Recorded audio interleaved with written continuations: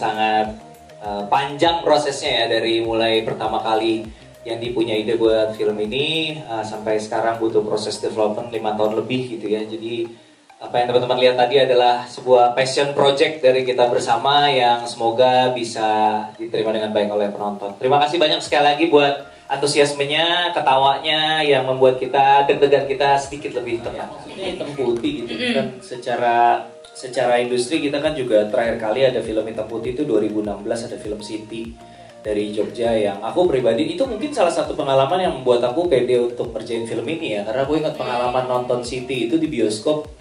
Ada rasa janggal ketika film dimulai dan tidak ada warnanya, tapi beberapa menit kemudian setelah kita sudah terikat dengan karakternya, dengan ceritanya, ya kita udah nggak ingat lagi gitu. Yang kita lihat itu nggak ada warnanya, jadi udah fokusnya udah nggak ke situ. Jadi pengalaman itu aku bawa ketika mempertimbangkan proyek ini gitu. Jadi ya tapi ya pasti ada, kalau secara komersil pasti ada rasa berdebar-debar lah, terutama mempertanggungjawabkan pada bapak-bapak yang bisa ini. Kalau kita kan ikut gila-gila aja, kalau mereka kan ya pasti juga harus mempertanggungjawabkan lah kepada eksekutif produser gitu kan. Tapi terima kasih banyak buat bapak-bapak di kiri kanan saya ini sudah mau ikutan gila bersama-sama dengan kita di sini. Gitu. Buat mama saya. Oh, jawaban yang sangat diplomatik. Beneran. Gimana ceritanya coba boleh? Jadi dari awal buat ide ini memang mau menceritakan tentang bagaimana mencintai seseorang yang kehilangan yang sangat besar. Gitu. Di umurku yang sekarang saya pengen bisa mencurahkan cinta lebih banyak lagi sama mama. Sementara mama itu dulu kehilangan papa waktu saya 2 SMP, 2 tahun kemudian kehilangan kakak perempuan saya, jadi kehilangan anak. Jadi menjanda lah dan hidup dalam duka. Nah dari awal juga idenya kenapa hitam putih, kenapa tokoh perempuan yang harus janda. Saya mau menangkap, mungkin gak ya mama itu punya kesempatan lagi, paling tidak terhadap dirinya sendiri untuk mengizinkan dirinya mencintai lagi, dicintai lagi. Udah deh, cerita berkembang sebagai, untungnya ini karena udah nonton, jadi saya bisa cerita.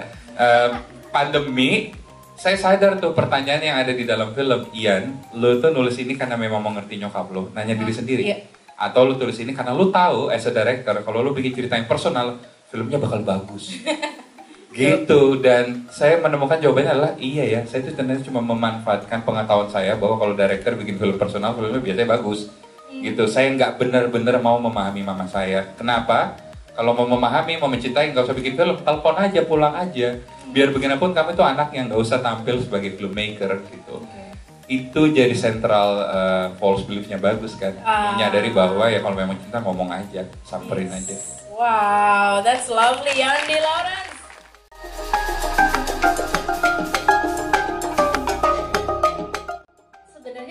Lagi tegang-tegangnya banget ini. Oh gitu, dibanding dari sebelum syuting? Semua bahkan sampai, maksudnya kenapa sampai sebegitu tegangnya, karena proses ini yang kita jalanin selama 5 tahun. 5 tahun. Jadi dari awal Yandi ngajak ngasih tahu itu ada project ini, terus and then akhirnya ceritanya, terus jadi di dalam bentuknya sinopsis dulu, terus kemudian sharing, kemudian juga yang akan on board adalah Ringo. Tadinya berkembang karakternya tuh dari Hana adalah seorang penyiar radio bersama Ringo, bersama Bagus yang juga adalah penyiar radio. Karena back then Nirina masih siaran radio gitu kan. Jadi sama-sama research tuh, dia datang ke tempat siaran, perhatiin gitu kan, kalau teman siaran tuh kayak apa, bikin catatan kayak gitu. Sampai akhirnya finally this day. Wah. Ini masih kayak nahan air mata gitu, karena kayak ngerasa 5 tahun tuh kan kalau dibilang waktu yang ya dibilang panjang lumayan, dibilangin pendek enggak, ya nggak pendek kalau 5 tahun gitu. Jadi aduh, lagi masih mixed feeling sih, dari tadi pegang kayak oh my god. Melihat sekali betapa ya tadi perkembangan skripnya seperti apa, terus kemudian mencari rumahnya yang ingin menaungi film ini juga prosesnya kita terlibat juga ya, sampai kita sama-sama ya, lu ada temen gak, gue juga ada temen, yuk kita cari, kita telepon kayak sampai sebegitunya gitu. Jadi kayak sama Mita, sama Yandi juga yang kayak, guys, nih gimana nih guys ya gitu ya. Makanya aduh, ini bener-bener kayak nih kayaknya ditoyol dikit kayaknya nangis nih kayak. Sabar Nirina, tahan. Save it buat later ya. Oke, terima kasih Nirina Zumi. Kalau Hana itu lebih ke mungkin waktu itu kan dari Hana itu mungkin apa ya cerita dan mungkin melihat kemiripan dari kalau karakter sih Karakternya sama beda sekali banget beda. justru ya. Bahkan kalau misalnya Sheila itu disuruh gede-gedein, aku gengnya Suruh nurunin bareng sama. jadi kalau lagi acting gitu tiba-tiba kita tuh udah ya maksudnya barengan terus gitu kan, jadi kayak pas lagi syuting tuh kita lihat-lihatan gitu, begitu take gitu kan action gitu, oke cut, terus udah ngeliatkan Candy ya. Terus komunikasinya gini dong Yan, kalau dia Cuma pakai mata. oke kecilin dikit. Ya, dia punya bahasa sendiri Iya gitu. ada jadi udah nggak ada kode-kodenya ya, suara. ada kode-kode Morse-nya ya. Udah gak ada suara yang bener-bener kayak tolong Mbak Nirina, nggak ada yang kayak gitu, atau pakai HT gitu kan, tolong Nirina selalu bilangin kecilin dulu gitu kan, nggak ada, bener-bener cuman gitu. That's nice, kayak best friend code gitu ya. Tapi best friendnya gitu, kecilin boleh nggak? Kecilin Gedean boleh. banget nih. Gue deg-degan dari tadi juga sama. Iya. Gue ini adalah nggak tahu ya, udah lama akhirnya film ini akhirnya bisa tayang. Pertama kali ketemu penontonnya, gue juga dari tadi di samping mulu ngeliat beberapa reaksi gitu kayak gimana ya? Gue Seneng ya? Tapi senang. Akhirnya terima kasih ya tadi reaksinya cukup menenangkan gue buat menjalani malam ini. Terima kasih. Gitu.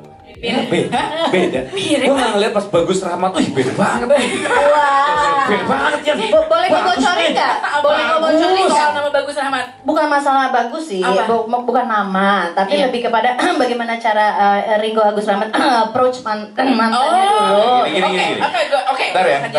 Ya, Jadi ini emang ada kan orang-orang yang kalau misal lu curhat sama siapa gitu. Iya. Kalau gue misal curhat sama misalnya Desta tuh jangan Iya. pernah karena pasti bocor ke Tora atau Vincent. Betul. Pasti hal terdalam. Nah kalau misal cerita sama Yandi banyak langsung jadi film.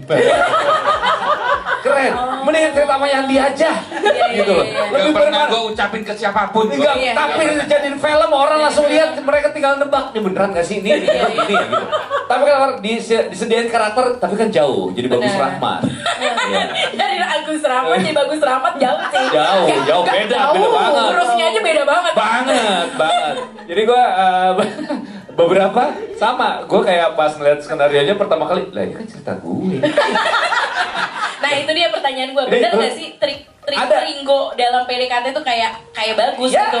ya kurang lebihnya ada. Ya.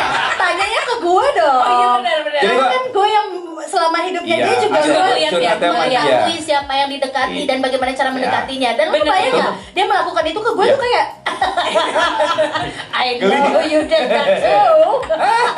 Tadi teman-teman lihat kan adegan hampir ciuman kan kalau Iya. tentang hampir Ciuman? Iya itu ya dulu kita dikasih taunya ciuman beneran. Itu ciuman beneran tuh. Hah? Gitu. Dia deg-degan. Iya. Dia deg-degan langsung rapihin gigi lo. Lo pakai behel ya? Gue langsung akhirnya rapihin waktu itu. Dan dong senyum dong sekarang. Iya. Dan akhirnya ada waktu 2 tahun buat ngerapihin. Buat ngerapihin. Pas udah rapih nggak jadi ciuman. Oh. Ya udah yang penting dapat hikmahnya gigi. Nah ya, alhamdulillah dapat manfaatnya. Tapi lumayan kan demi film ini kita cekung dua-duanya pipinya kan. Ini film habis 2 tahun tuh mundur gara-gara ngerapiin Gara-gara- kamu. Bukan, pandemi. Gara-gara pandemi, enak aja lu. Tunggu gigi doang kita selama Lu gigi doang kayak Pengalamannya luar biasa masih ya. kurang mundur gigi lo belum syuting. Karena gue nyangkut soalnya kalau ciuman sama lu. Kemiripannya adalah gue tuh kalau yang gue desain waktu itu bareng sama Yandi ngobrol-ngobrol juga kelihatan gue tuh pengen ada perubahan kayak Bagus dengan ketemu bos, produser, Bagus dengan teman-teman, dan Bagus dengan Hana. Nah gitu, jadi manusia kan biasanya gitu tuh ada Ya, sisi ada yang topeng-topeng ada yang topeng-topeng yang dipakai. Nah di Gak sisi sebanyak lu sih. iya, di sisi Hana, di sisi Hana ya itu dia. Gue mau memainkan sehalus mungkin. Baru saatnya dia terlena, gue mencaplok. Nah, itu. Wow, begitulah caranya. Itu Ringo ya. Bagus. Ya. Gimana tapi? Seneng ya karena akhirnya aku bukan jadi pemeran yang terlibat tragedi. Iya. Akhirnya aku bisa happy di lokasi. Benar.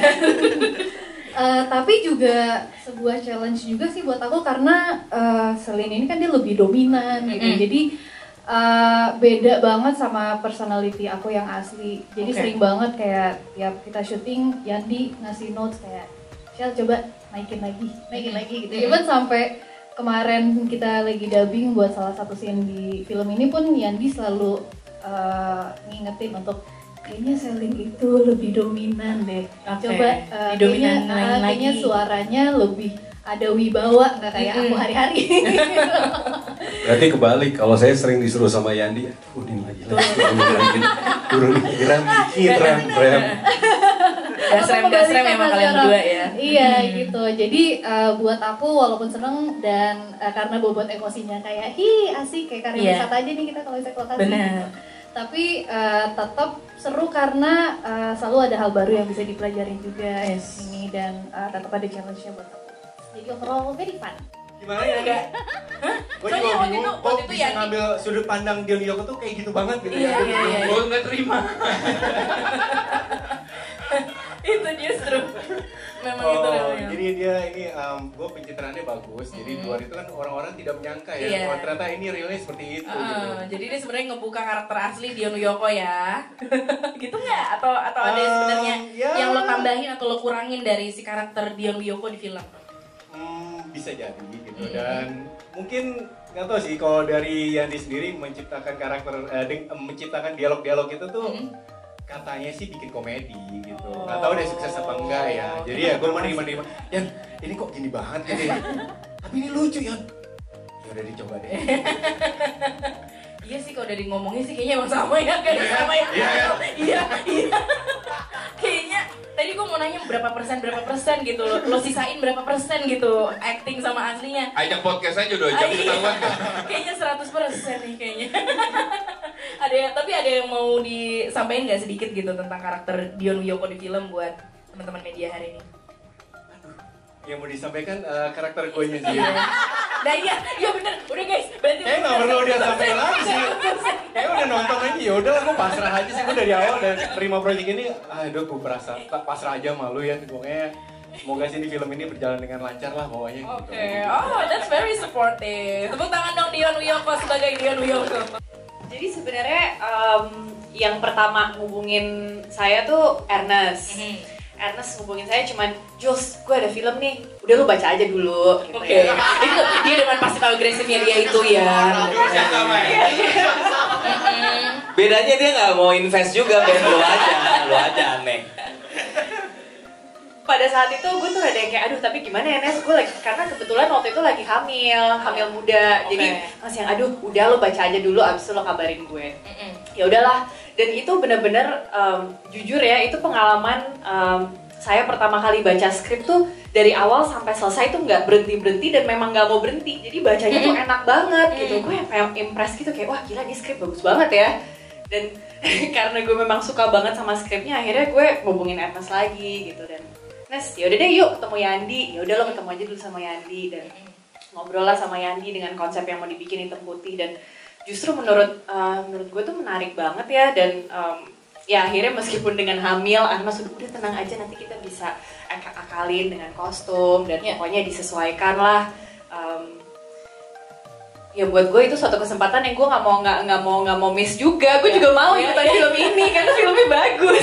Ada FOMO-nya juga ya. FOMO juga gitu. Jadi gue ya udah deh gue mau ikutan meskipun hamil. Pas syuting tuh lagi berapa bulan ya juga? 4,5. 4,5 ya. Pertama saya baca, saya pikir ini adalah sebuah usaha balas dendam. Dari siapa tuh? Enggak, bercanda. Enggak, cuman saya bingung gitu. Kok ini backgroundnya gimana, orangnya seperti apa, terus kalau misalnya figurnya itu karakternya bentuk kayak saya tuh seperti apa, belum tahu. Dan tidak seperti mereka yang pasif agresif. Saya nggak dapat dua-duanya dari.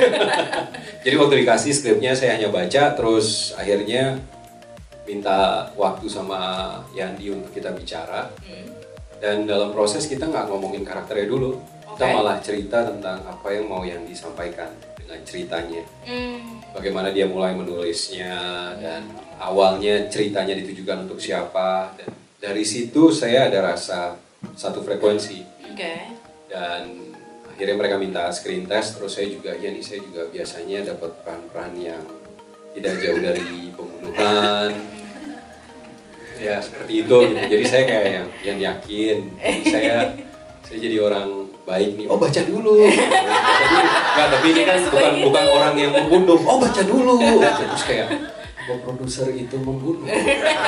Membunuh mimpi. Membunuh mimpi bisa, membunuh karakter bisa. Terus akhirnya ketemu, sama-sama coba, masih nyari, waktu itu masih bingung, terus kita mau coba cari referensi, sampai akhirnya dikasih waktu duduk bareng sama Ringo. Masih agak jaim, terus dalam proses akhirnya ketemu. Ketika benar-benar dikasih ruang oleh mereka untuk nyoba karakternya Pepas.